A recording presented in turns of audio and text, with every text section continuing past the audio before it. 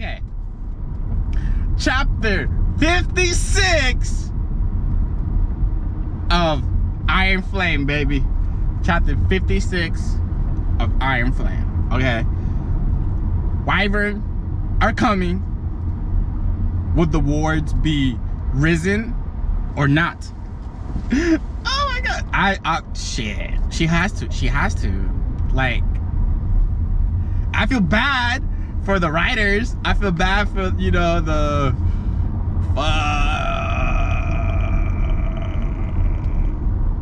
but like, alright, fuck it, we're gonna get into it. 37 minutes, we gotta go. An excerpt from The Journal of Warwick of Lucerys. Oh fuck. Translated by Cadet Violet Soren. Fuck! It was never our continent. From the very beginning, it was theirs. And we were simply allowed to live here. Chapter 56. Yeah, that doesn't sound bad at all. Dragons. Brennan says as we skip the path that leads to the Wardstone chamber and instead climb the one that leads to the top of the hill with the other members of the assembly, Xaden and Rhiannon, walking up behind us in the afternoon light. The wind howls as storm clouds roll in above us. Even the weather holds a sense of urgency. And if I'm wrong, if I've missed a symbol, a meaning, we'll be fighting for our lives in the next few hours. But I can feel the distinct, powerful hum of the Wardstone from here, so that must mean I have part of it right. The time Dane, Xaden, and I have put in imbuing the Wardstone has paid off. It's not creating wards on its own, of course, but it's at least holding power.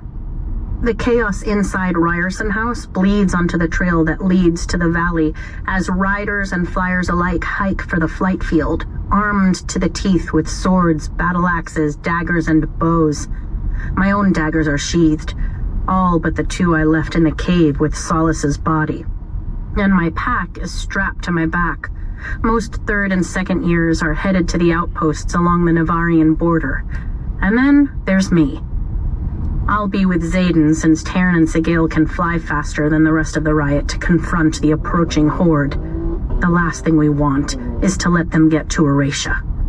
If we hurry and the translation is accurate, we might get the wards working just as the horde reaches the height of the cliffs.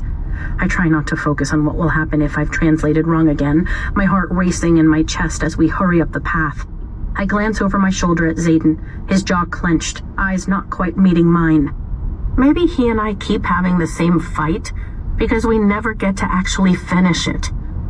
What in Malik's name could his signet be if he went that pale? Dragons, I repeat to Brennan, pulling my attention back to my brother and handing the journal over on the page I'd mistranslated originally. That line, I point with a gloved finger, it's more loosely interpreted as political power, not physical, which would be a lower placement on the symbol. Dane caught that one. The stone needs a representative of each den, which is exactly why Rhiannon is trekking up the path behind us with a stone-silent Xaden. We need Fierge. And it took reading the entire beginning to know that once a dragon fires a Wardstone, their fire can't be used on any other. And reading the entire end to know they created 2 Wardstones. But it doesn't say why they never activated this one. It's dragon fire that triggers the embedded runes, and they obviously had enough dragons, so why wouldn't they protect more of Navarre if they could? My entire body aches from today's attack, especially my head and shoulders, and I fight to lock the pain away so we can get this done. It won't matter if I'm hurting if we're dead in the next few hours. Gently, I probe the swollen knot on the back of my head and wince. Let me mend it, Brennan says, worry creasing his forehead as he looks up from the journal. We don't have time right now. Later. I shake my head and tug my hood up over my head to ward off the cold. He shoots me a disapproving look, but doesn't try to talk me out of my choice. Not only did you translate it, but you went back and did it again when most people would have quit. I'm really impressed, Violet. His mouth curves into a smile. Thanks. I can't help but smile back with a little bit of pride. Dad taught me well, and Markham picked up where he left off. Bet you disappointed the hell out of him when you stayed in the Riders Quadrant. I'm definitely his biggest failure. Just a few more steps. But Dad's biggest success. He offers the journal back. I think he'd be proud of all of us. You should keep that. I nod at the journal as we finally reach the top. It needs to be preserved. Anytime you want it, it's yours, he promises, tucking it into his jacket for safekeeping before heading left toward where Marb stands next to Kath, his tail flicking as Dane waits in front of him, shifting his weight impatiently. 6 dragons surround the top of the chamber, standing wing to wing, and I make my way to TAIRN, who stands beside SGAEYL, as I would expect. How is Endarna? I ask him, taking my place between his forelegs and peeking over the stone-rimmed edge into the chamber where the wardstone sits 100 feet below. She's not responding when I reach out. She's been questioned by the elders, and her actions were found justifiable, he answers. But to slay another dragon is a heavy mark upon the soul, even when in defense of yourself or your rider. That's why you only took his eye instead of killing him. I stiffen as Xaden approaches, refusing to look his way as he moves into position with SGAEYL. Self-defense, bro. I should have ended him then. I will not hesitate when faced with a similar predicament in the future. He attacked first. She now suffers with a burden that should have been mine. I'm proud of her, as am I. Rhiannon stands with Fierge, and Suri does the same with her brown clubtail. I love that bitch. Let's get this done. Suri shoots a glare my way, obviously still angry that I've hidden my discovery for the past week. I'm definitely not winning any points in the trust department. All 6 of us exchange glances and quick nods. It is time, TAIRN says. The dragons inhale as one, and then exhale fire into the chamber in 6 separate streams, instantly warming the air around us. This is exactly why they built it open to the sky, not as some kind of worship to the stars, but because the dragons needed access for this. I look away, turning my head to the side when the heat triggers my hypersensitive skin, still stinging from Solace's assault. A heartbeat later, a pulse of magic vibrates through me in a wave, dredging my power to the surface with a feeling slightly softer than the one that had rippled out at the emergence of Erasha's first hatchling. The fire ceases, and the blazing heat dissipates into the winter air, leaving us all staring at the stone, at our dragons, at one another. That leveled, anchored sensation I've only felt within the wards at Bezgaik has returned, and the wild, unleashed magic that's crawled under my skin since leaving Navarre seems to sit back. Not weaker, but infinitely more tame. I lean over the edge to look, but the stone looks exactly the same as it did before. Maybe the fire is more symbolic? I glance over at Dane, and he smiles wider than I've seen in years, nodding to me. My quick grin mirrors his, and my chest swells with excitement. We did it. All the long nights and the cold days spent imbuing, all the squabbles over translation, and even my initial failure are worth it for this moment. Is that it? Brennan asks, looking across the chamber's opening at me. It's never that easy. We don't exactly have time to test it. Xaden points upward, where the drifts have already taken to the sky, then locks his gaze with mine. Let's fly. I don't trust it.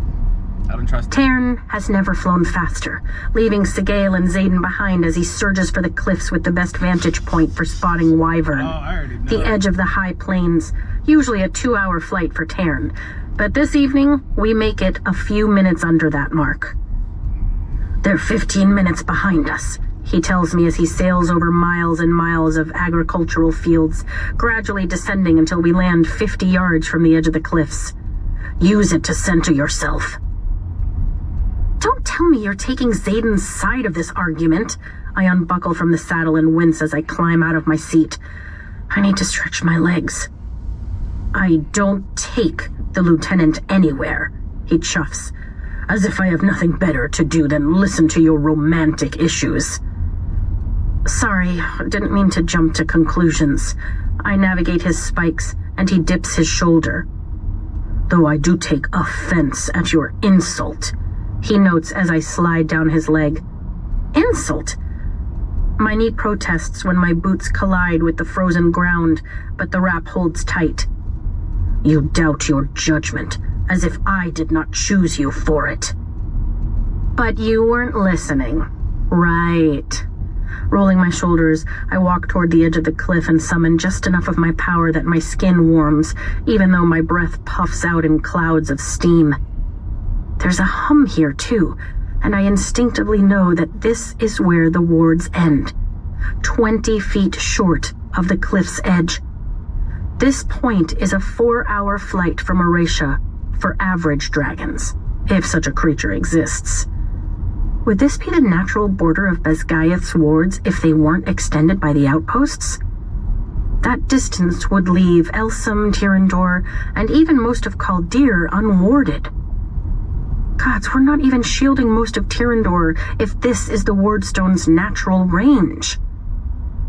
"What's the news?" I ask TAIRN.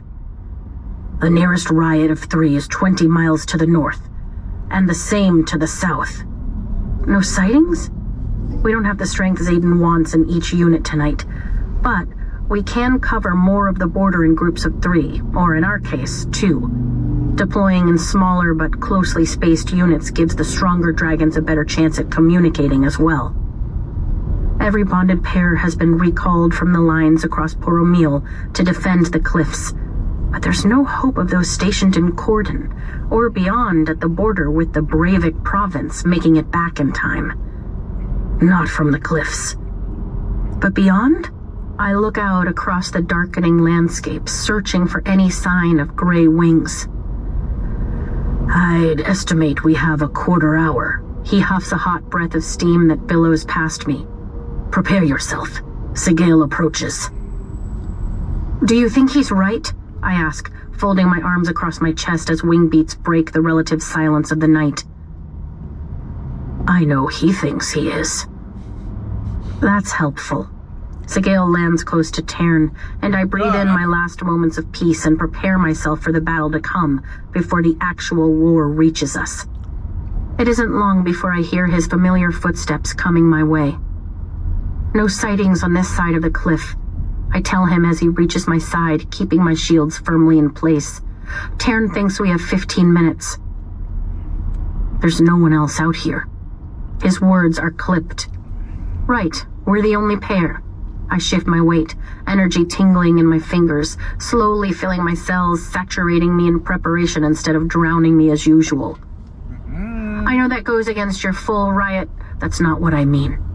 He shoves his gloves into his pockets, leaving his hands bare and ready to wield, the perfect picture of composure and control.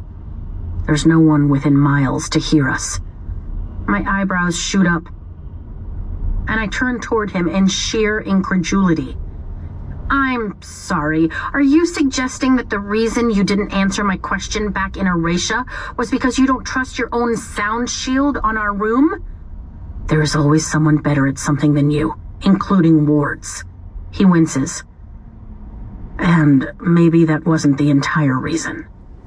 "Spare me from whatever bullshit you're about to impart." My stomach twists, and I lower my voice into my best Xaden impression. "Ask me." I shake my head. Yet the first real question I pose, you duck out the door like a coward. "It never occurred to me that you'd ask about a second signet," he argues. Ask him again. "Liar." I whip my gaze forward, studying the sky for movement and fighting the scalding anger that tests the archive's doors of my power. "You wouldn't have told me that SGAEYL bonded your grandfather if you never wanted me to know. Whether it was a conscious or unconscious choice, you made it. You knew I'd figure it out. Was it just another one of your ask me tests? Because if so, you failed this one, not me." "Don't you think I know that?" he shouts, the words coming out strangled, like they had to be ripped from his throat.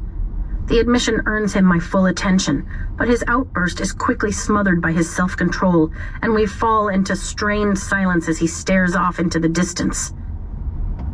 "Sometimes I feel like I don't know you." I studied the harsh lines of his face, as his jaw flexes.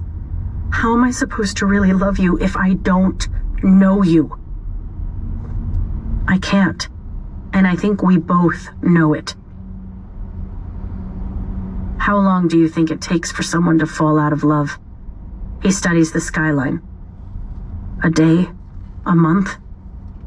I'm asking because I don't have any experience with it.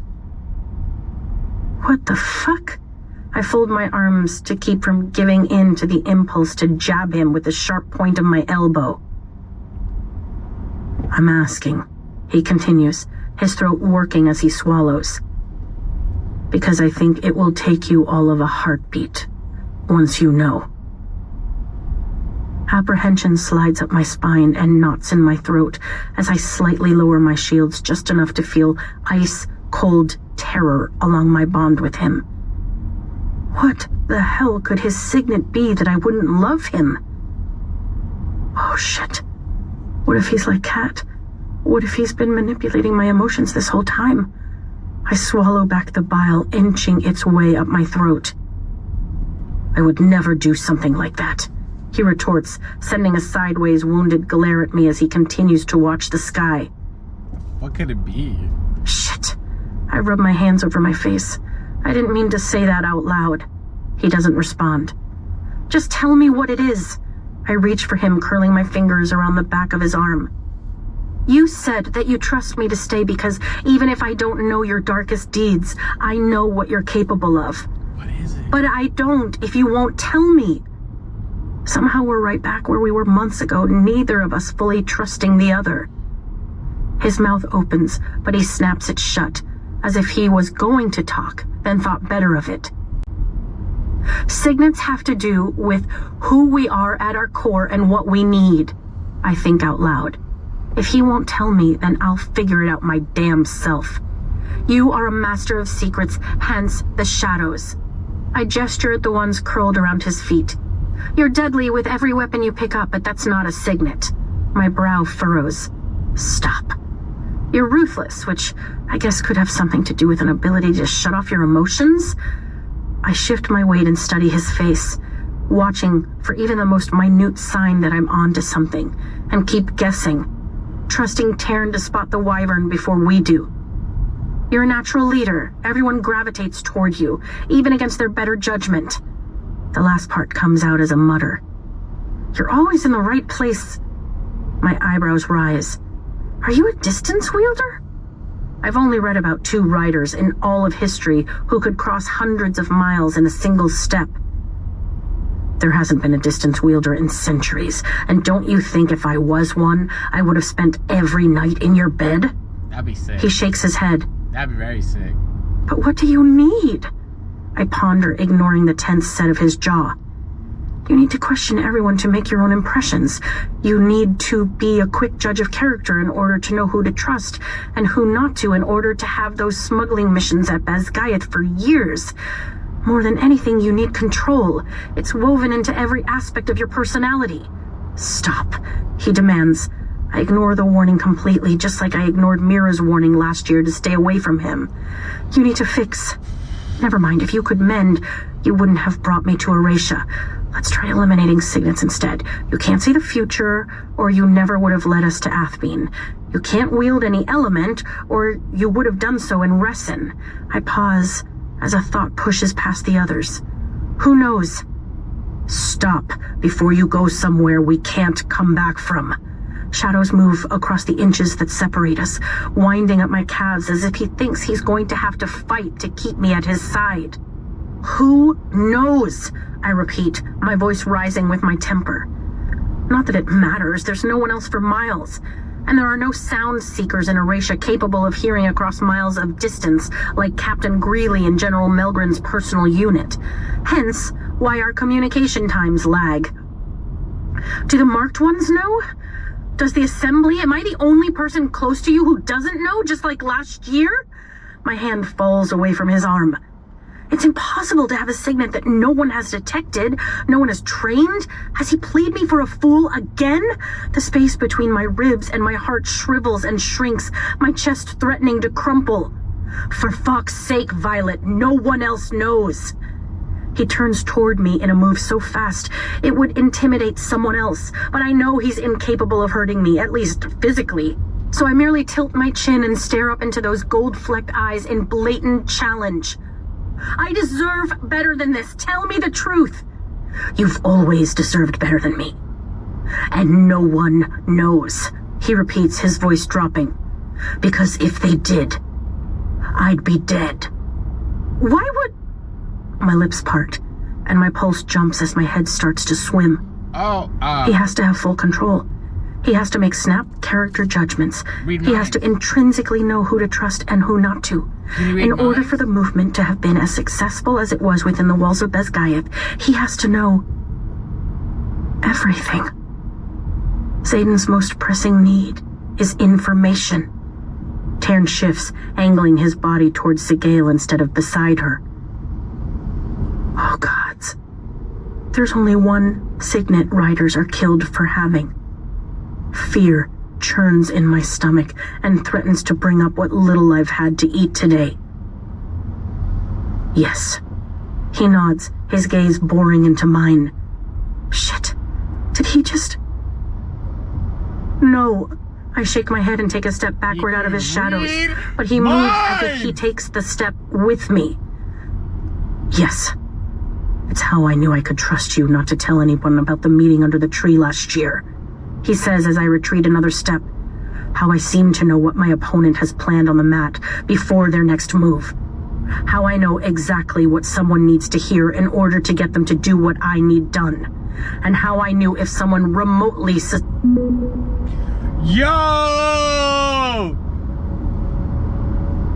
remotely suspected us while we were at SGAEYL. I shake my head in denial, wishing I'd stopped pushing like he'd demanded me to. He crosses the space between us. It's why I didn't kill Dane in the interrogation chamber, why I let him come with us, because the second his shields wavered, I knew he'd had a true epiphany. How would I know that, Violet? He'd read Dane's mind. Zayden is more dangerous than I ever imagined. No, that's fucked. You're an intrinsic, I whispered. Even the accusation is a death sentence among riders. I'm a type of intrinsic, he repeats slowly, like it's the first time he's ever said the words. I can read intentions. Maybe I would know what to call it if they didn't kill everyone with even a hint of the signet. My eyebrows jolt upward. Can you read thoughts or not? His jaw flexes. It's more complicated than that. Think of that breath of a second before the actual thought. The subconscious motivation you might not even be aware of in your mind. Or when instinct drives you to move, or you're looking to betray someone. The intention is always there.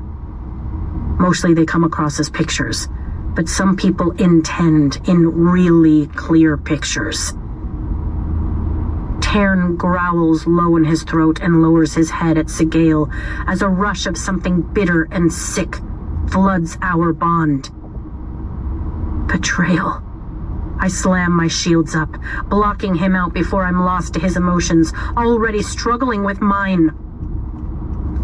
He didn't know. Another rumble of anger vibrates his chest scales, and my heart lurches with pangs of sympathy. SGAEYL draws back in retreat, shocking me to the core, but holds her head high, exposing her throat to her mate. The same way Zayden just metaphorically exposed his to me. All I have to do is tell someone. Anyone. And he's dead. A soft roaring fills my ears. There are some secrets even mates can't share. Zayden says, his eyes locked on mine. But his words are meant for TAIRN. Some secrets that can't be spoken of, even behind the protection of wards. And yet you know everyone's secrets, don't you? Everyone's intentions. That's why intrinsics aren't allowed to live. The implications of his signet hit me with the force of a battering ram, and I stagger backward like the blow is a physical one. How many times has he read me? How many pre-thoughts has he eavesdropped on? Do I actually love him, or did he just say what I wanted to hear? Do the things I needed in order to... Less than a minute. Xaden whispers as SGAEYL moves toward him, toward us. That's how long it took for you to fall out of love with me. My gaze flashes to his.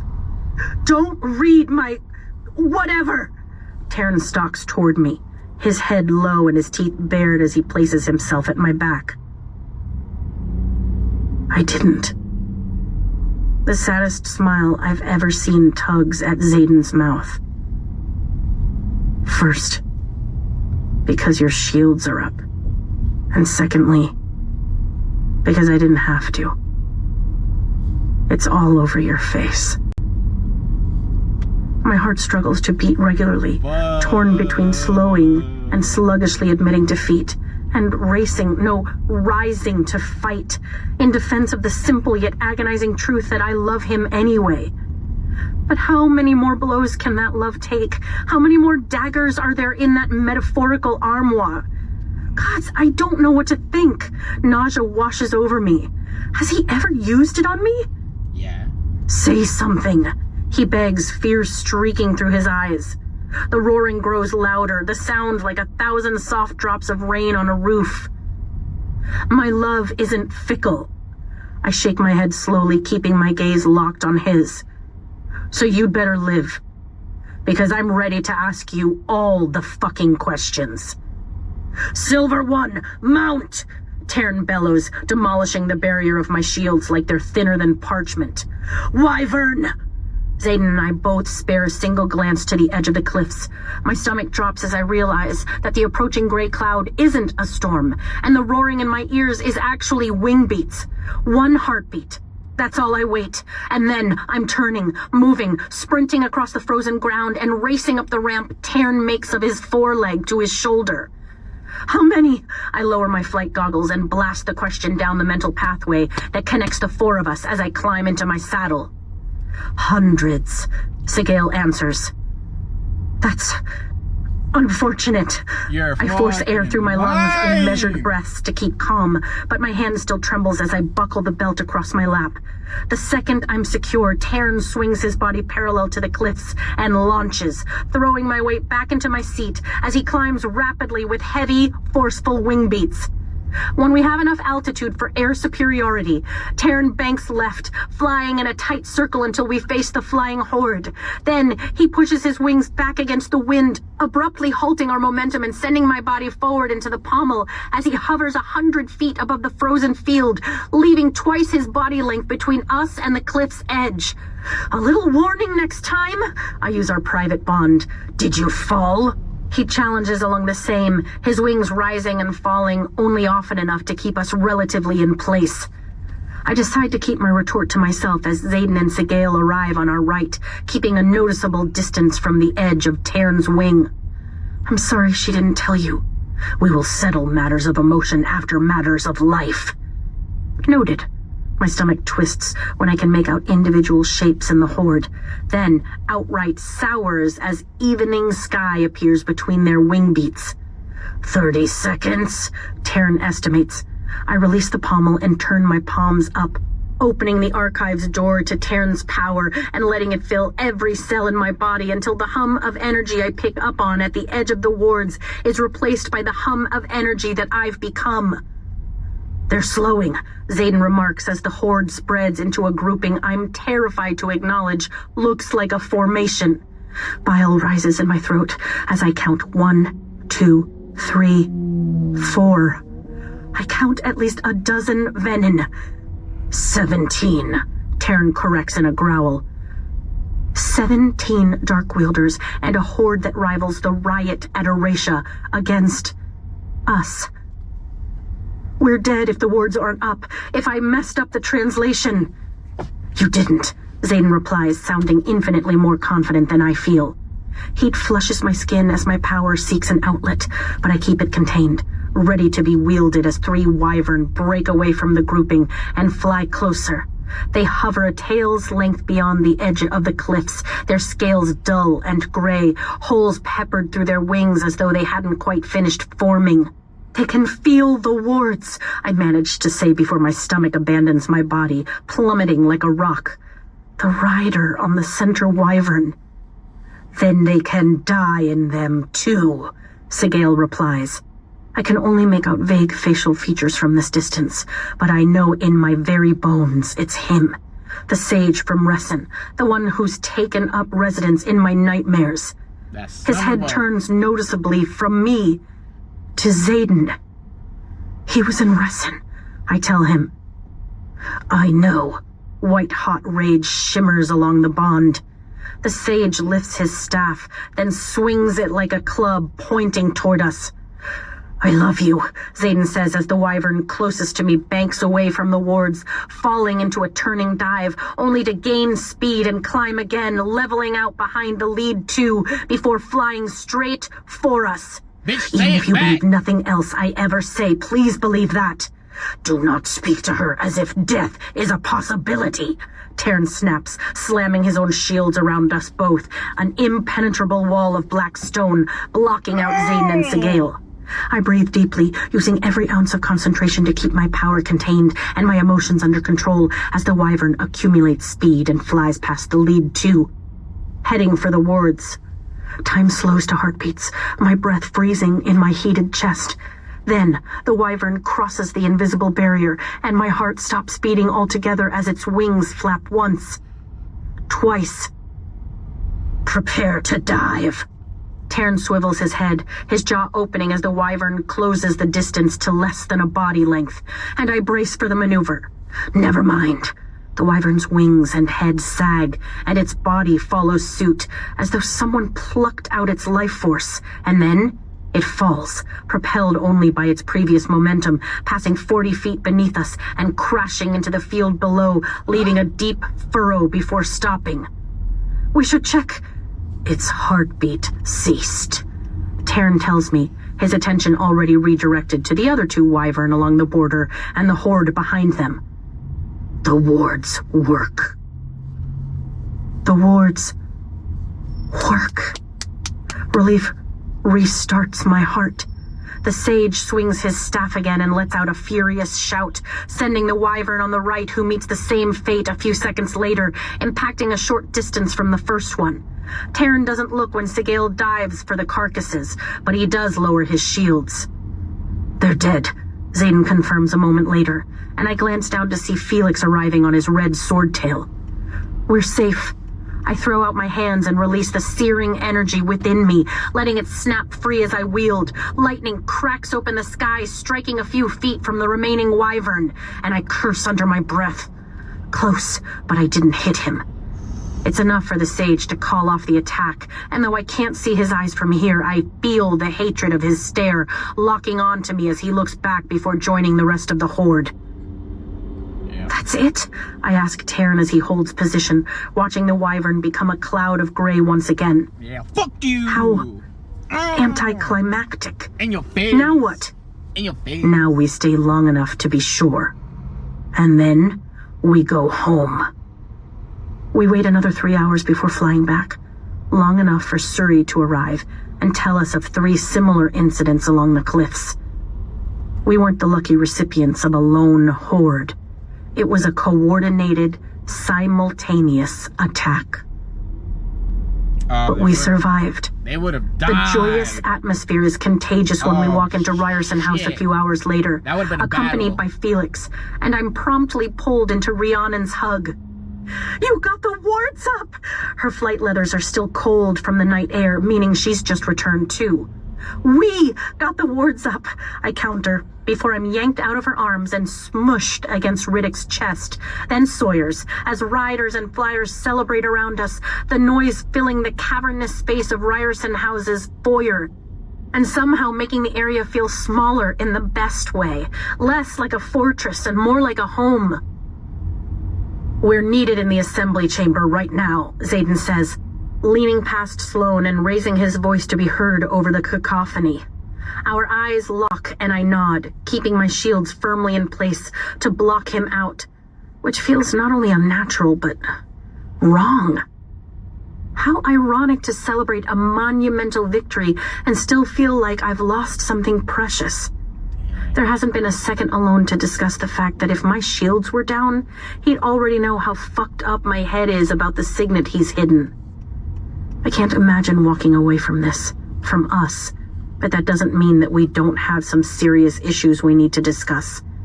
Nor that I'm not pissed as hell that he's given me another reason to doubt my own ability to trust my own judgment. And just because I can't imagine walking away doesn't mean I won't do it if we can't find some healthy ground. I'm quickly learning it's possible to love someone and not want to be with them at the same time.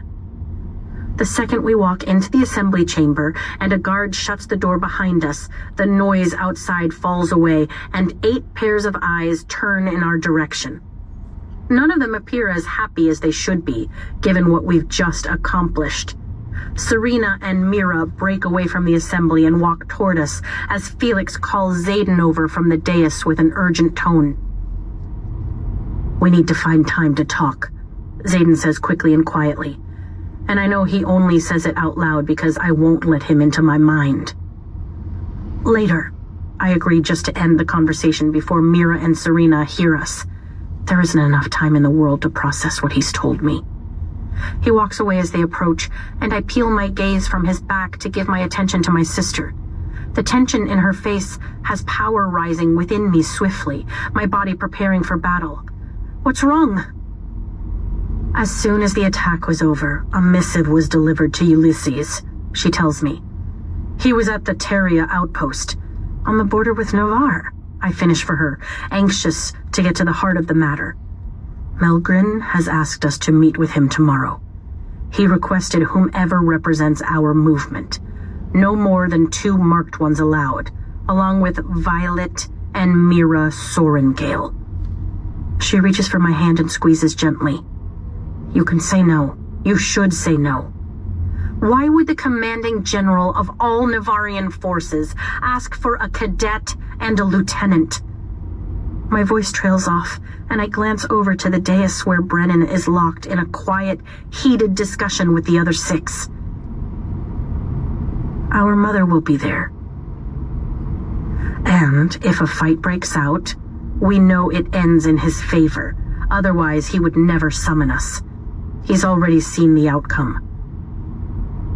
I stick that predicament on the growing list of things I'll have to deal with. "There's something else you need to know," Serena says, drawing a dagger and placing it on her outstretched palm. With a flick of the flyer's wrist, the dagger rises a few inches, then spins when she twirls her index finger.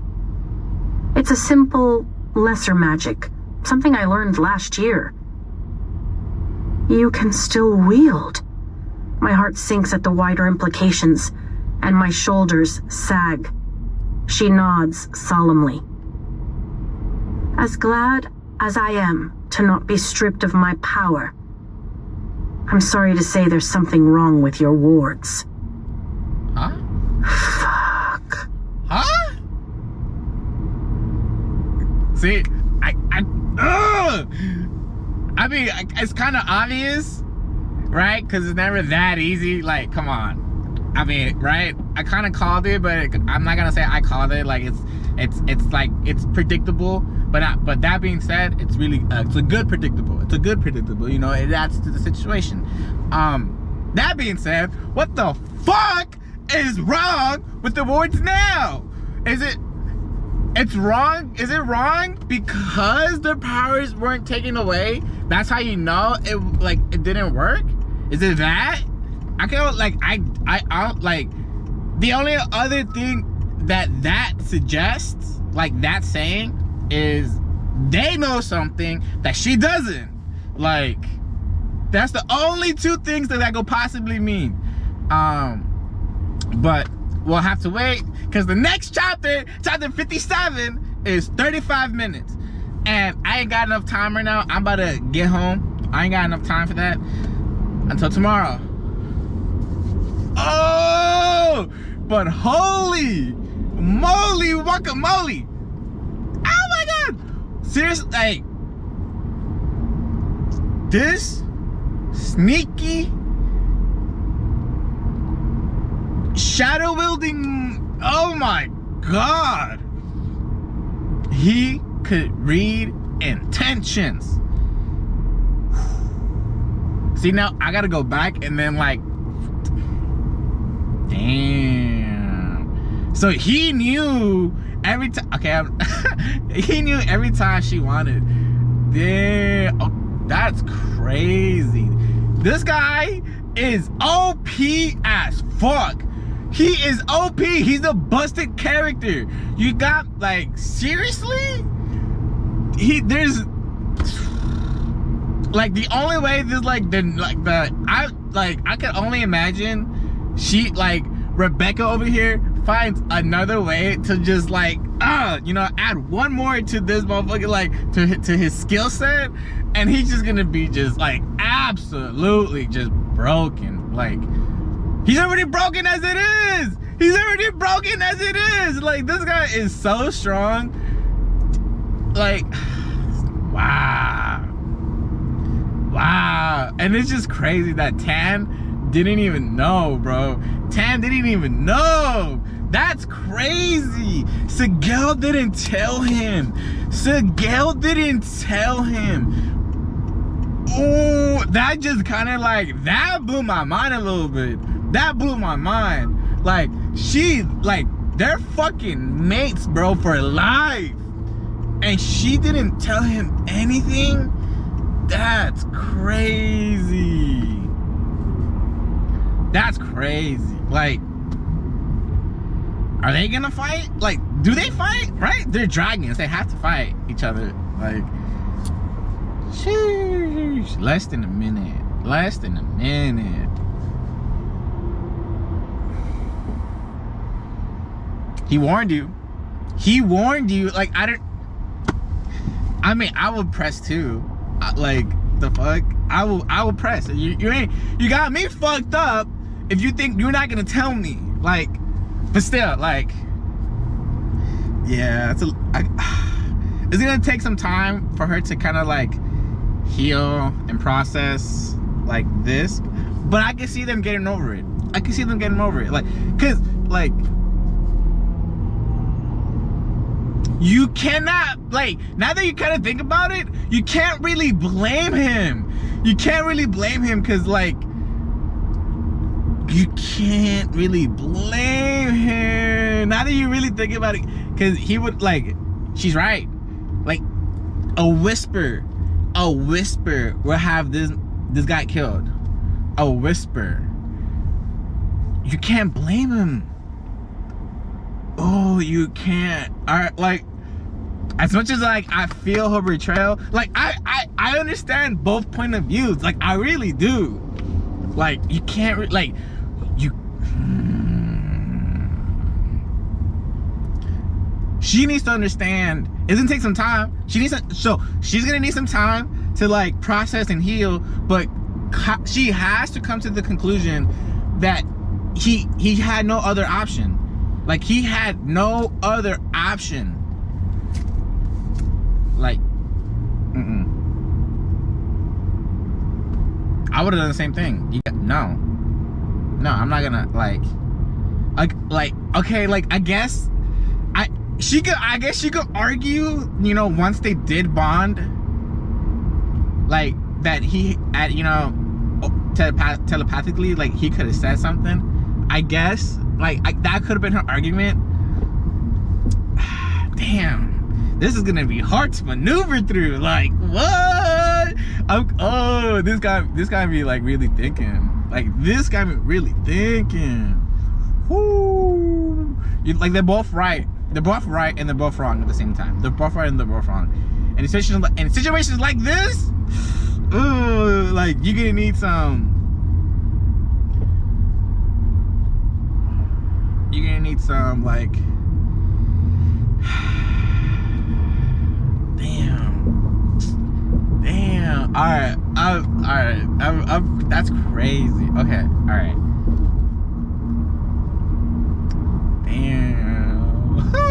My brain is running, bro. My brain is running. All right. Well, until then, we're gonna have to wait till tomorrow. Well, I'm gonna have to wait till tomorrow. You can just click the next one like right now.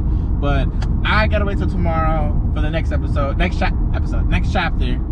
And I'll see you guys there. All right. Have a good one. Be safe. Have fun. Later.